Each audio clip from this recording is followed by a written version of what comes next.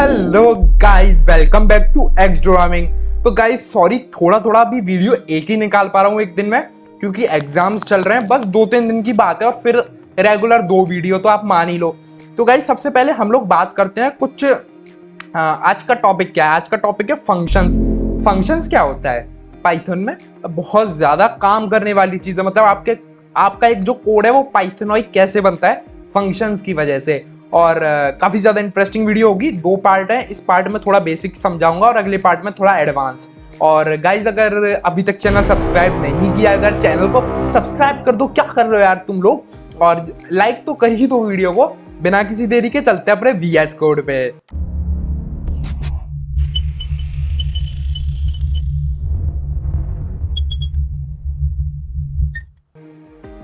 यहाँ पे करते हैं ओपन विद कोड, जो कि हम हमेशा करते हैं।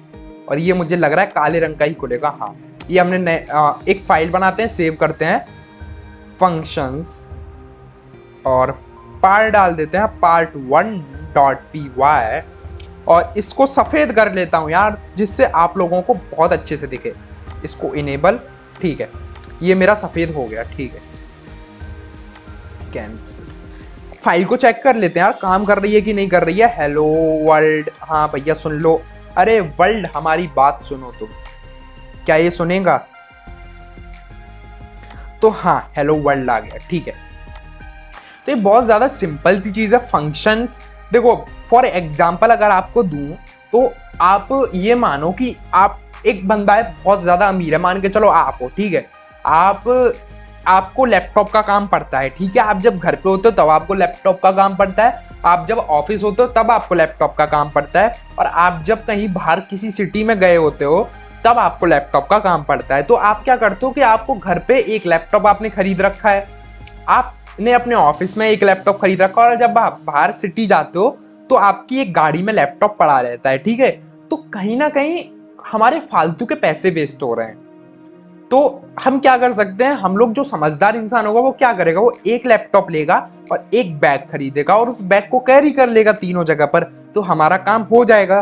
तो एक ही लैपटॉप हमारा 3 बार चल जाएगा। तो ऐसे ही पाइथन में फंक्शंस का काम होता है। हम एक कोड को बार बार नहीं लिखते हैं, हम एक कोड को रीयूज करते हैं फंक्शंस की हेल्प से।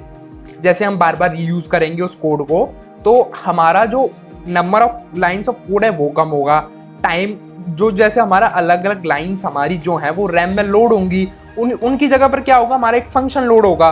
तो कहीं ना कहीं रैम आपकी बचेगी, जो स्टोरेज कॉम्प्लेक्सिटी होती है वो रिड्यूस होगी। ठीक है, तो सबसे पहले देखो एक इम्प्लीमेंटेशन देख लेते हैं। मान के चलो मैंने कहा प्रिंट कर दो हेलो वर्ल्ड। ठीक है, अब ये मान के चलो मुझे 6 बार कराना है। ये एक बार तो हो गया, ये मुझे 6 बार कराना है। तो मैं क्या कर सकता हूँ? एक सेकेंड गाइज, क्या खुल गया? ठीक है, मैं क्या कर सकता हूं? मैं इसको 6 बार कॉपी पेस्ट कर दूंगा। ठीक है, अब मैं प्रिंट कराऊंगा तो ये 6 बार हो जाएगा। तो इससे अच्छा मैं एक फंक्शन बनाऊं और उस फंक्शन को 6 बार रन कर दूं, है ना? जैसे मैं बताता हूं फंक्शन सबसे पहले बनाते कैसे हैं। आपको डेफ लिखना पड़ेगा। डेफ मतलब डिफाइन। ठीक है, डेफ और फंक्शन का नाम। मान के चलो मैं कहता हूं प्रिंट स्टेटमेंट, ये मेरे फंक्शन का नाम है, और मैं इसमें ओपन पैरेंथेसिस लगा देता हूं। अभी आप घबराना मत, ये क्या है अभी मैं आगे बताऊंगा। ये 2 ब्रैकेट से क्या लगा दिए, पर ये लगाने पड़ते हैं। ठीक है, और फिर आपको क्या करना है? एक कॉलन लगाना है, और फिर इसके आगे, इसके जो नीचे है वो आप लिख सकते हो कुछ भी। मान के चलो मैंने कहा प्रिंट हेलो वर्ल्ड। अब क्या हुआ कि एक मेरा फंक्शन बन गया जिसका नाम है प्रिंट स्टेटमेंट, और वो फंक्शन क्या करता है? हेलो वर्ल्ड प्रिंट करता है। तो आप बोलोगे अच्छा कैसे करता है? तो मुझे जब ये फंक्शन कॉल करना होगा तो मैं लिखूंगा सिंपली प्रिंट स्टेटमेंट और पैरेंथेसिस। अब मैं जैसे ही देखो रन करूंगा तो देखो हेलो वर्ल्ड आ जाएगा। देखो यहां देखो हेलो वर्ल्ड आ गया। क्यों आ गया? क्योंकि मैंने इस फंक्शन को कॉल कर दिया ऐसे करके। अब देखो फंक्शन तो मैंने बना लिया, पर फंक्शन चलेगा तभी जब तक मैं उसको कॉल करूंगा। अगर मैं फंक्शन को कॉल नहीं करता, मान के चलो मैंने यहाँ कॉल नहीं किया, तो फंक्शन नहीं चलेगा। ठीक है, फंक्शन तभी चलेगा जब मैं कॉल करूंगा, और मैं इसको जितनी बार कॉल करूंगा ये उतनी बार चलेगा। देखो ये उतनी बार चला। तो अभी तो आपको इसका कोई यूज समझ में आ ही नहीं रहा होगा कि इसका इतना ज्यादा यूज क्यों है, पर मैं बताऊंगा। ये एक तरीके से आपके कोड का रैपर होता है, ठीक है। फॉर एग्जाम्पल अब एक अच्छा सा कर लेते हैं, ठीक है। सबसे पहले मैं ये बता देता हूँ कि ये किस लिए काम में आता है, ठीक है। देखो मैं बताता हूँ आपको, यहाँ पे आप जरूरी नहीं है एक प्रिंट स्टेटमेंट, सबसे पहले ये कंफ्यूजन दूर करता हूँ। हेलो क्या लिखूं, डेवलपर, ठीक है। तो आप अगर 2 प्रिंट स्टेटमेंट यूज करते हो तो ये 2 बार प्रिंट करेगा, मतलब 2 क्या बोलते हैं, मतलब दोनों चीजें प्रिंट करेगा। जो इसके अंदर लिखा होगा ये वो काम करेगा। देखो हेलो वर्ल्ड और हेलो डेवलपर। अब सबसे पहले मैं बता देता हूं, सबसे पहले इसको काटते हैं और इसका क्या काम है, ठीक है। मैंने कहा डेफ ए, ठीक है। डेफ, रुको एक सेकंड, प्रिंट स्टेटमेंट ए और print value of A is a, ठीक है। अब आप बोलोगे ये क्या कर दिया तुमने, देखो मैं बताऊं। आपको कुछ फंक्शन के अंदर देना है वेरिएबल, कुछ वेरिएबल देना है तो आप ऐसे करके देते हो। फॉर एग्जांपल अगर मैं यहां पे लिखता हूं प्रिंट स्टेटमेंट और ऐसे, तो ये एरर दे देगा। अब ये एरर क्यों देगा मैं वो भी बताता हूं। देखो इसने एरर दे दिया, ठीक है, क्योंकि देखो लिखा आ रहा है मिसिंग 1 रिक्वायर्ड पोजिशनल आर्ग्यूमेंट। इनको हम आर्ग्यूमेंट्स बोलते हैं, जो भी ये डबल पैरेंथेसिस के अंदर लिखा होता है एक फंक्शन के फंक्शन का नाम के आगे, उसको हम आर्ग्यूमेंट बोलते हैं। आप 2 आर्ग्यूमेंट भी दे सकते हो, ठीक है, वो हम अभी बात करेंगे। तो सबसे पहले हम ये बात करते हैं सिंगल आर्ग्यूमेंट की। तो आप अगर यहाँ पे 5 देते हो तो ये क्या करेगा, अब प्रिंट कर देगा आपका 5। देखो वैल्यू ऑफ ए इज 5। तो ये क्यों हुआ, मैंने अपने प्रिंट स्टेटमेंट को एक वेरिएबल वैल्यू दी ए की जगह 5, ठीक है, और इसने कर दिया value of A is a. अब आप बोलोगे कि ठीक है ऐसा काम इसने कर दिया, मैंने ए की जगह पर 5 लिखा और इसने ए की जगह पर 5 लेके यहाँ पे प्रिंट कर दिया ए, ठीक है, बिल्कुल सही बात है। पर इसका रियल लाइफ यूज बताओ, तो वो बताता हूँ। देखो आप सबसे पहले एक और चीज बता दूं, आप यहाँ पे 2 आर्ग्यूमेंट दे सकते हो। देखो A and value of B is, मैं यहाँ पे बी लिखता हूँ और यहाँ पे अगर a, b लिखता हूँ तो यहाँ पे आप 5, 10 लिखोगे तो ये 2 आर्ग्यूमेंट ले लेगा। देखो value of a is 5 and value of b is 10, ठीक है, क्योंकि मैंने यहाँ पे a, b कर दिया। 2 आर्ग्यूमेंट चाहिए अब इस फंक्शन को और 2 आर्ग्यूमेंट मैंने दे दिए। अब इसका रियल लाइफ यूज बताता हूँ। देखो मैं एक फंक्शन बनाता हूँ, मान के चलो मैं एक कोड बना रहा हूं जिसके अंदर मुझे 10 बार सम करने की जरूरत पड़ी है। तो क्या मैं हर बार सम का फॉर्मूला लगाऊंगा? नहीं, मैं फंक्शन बना लूंगा एक सम का। कैसे बताता हूं। देखो डिफाइन किया मैंने फंक्शन और मैंने इसका नाम दिया सम। ऐड दे देता हूं क्योंकि सम एक्चुअली में एक फंक्शन होता है। ऐड के अंदर मैंने कहा a, b 2 वैल्यूज जाएंगी और 2 वैल्यूज का ऐड आ जाएगा। क्या होगा, प्रिंट a प्लस b, ठीक है, ये प्रिंट हो जाएगा।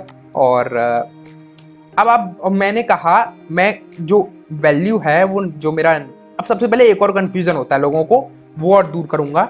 a इज इक्वल टू, सबसे पहले मैंने कहा a is equal to int input enter first digit, ठीक है, और यहां पे लिख देता हूं मैं b एंटर सेकंड डिजिट, ठीक है। ये मेरा फर्स्ट डिजिट हो गया, ये मेरा सेकंड डिजिट हो गया।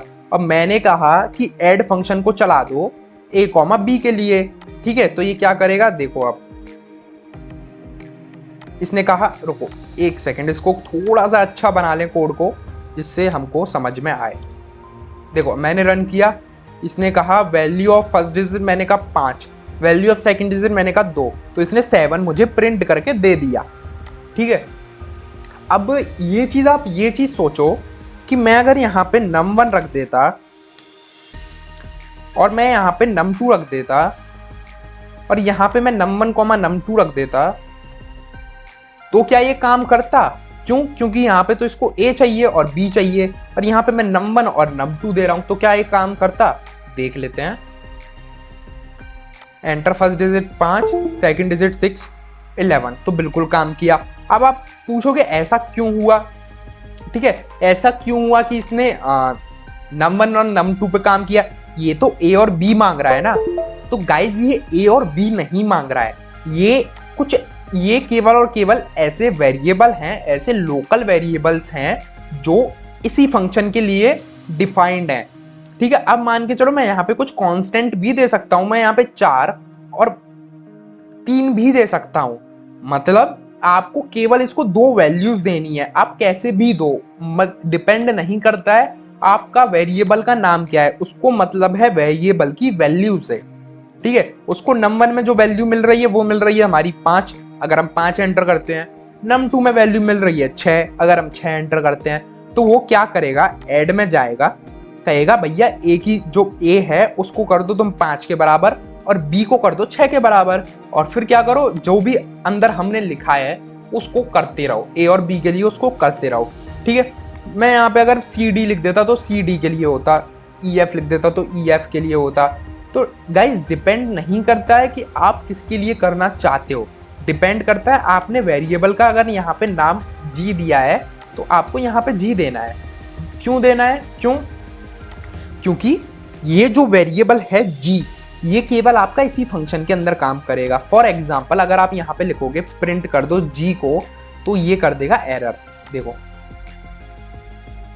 ये कर देगा एरर, क्यों, G is not defined, G defined नहीं है, जी केवल और केवल इस फंक्शन के अंदर डिफाइन है, इस फंक्शन के बाहर डिफाइन नहीं है, ठीक है। मैं इसको कर देता हूं